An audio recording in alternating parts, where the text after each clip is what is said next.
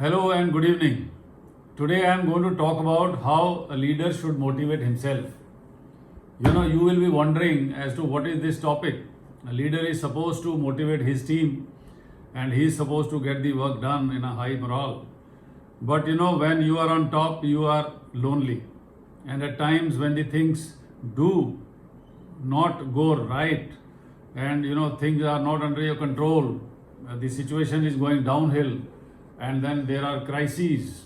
You start doubting your own leadership, you start doubting your own capability, you start doubting your own judgment, and then that is the time when your own morale goes into the boots, and then you need to get it up.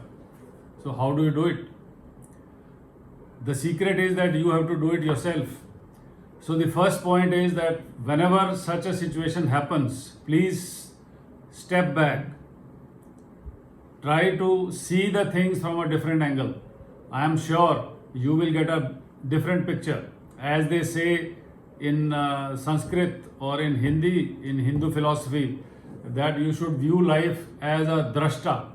That is, you should be as a viewer. So when such a situation comes in, when you are in the thick of the thing, you feel totally overpowered, and then you step back and then you imagine as to what other options could be. I am sure you will find a way out. And secondly, if you have the luxury of time, you must analyze the things with your friends, with your closer trusted advisors, bounce the ideas that you have got, and then you will be able to also see as to what other options are there. You will be able to get benefit from others' advice and from a different perspective, because you are already bound by your own bent of thought process, which is necessitated by the turn of the situation. The third thing is that you must, if you have the luxury of time, you must also try and take a situation or an outcome which is challenging, which is difficult. But if there is a crisis of time, there is a criticality, you have to take a immediate decision, then you may just take a decision whichever comes to your mind. You must trust your own experience, you must trust your training, you must trust your skill, and least but not last, or it is other way around, last but not the least, you must trust your own intuition. And finally, you must also not get worried. It is not end of life.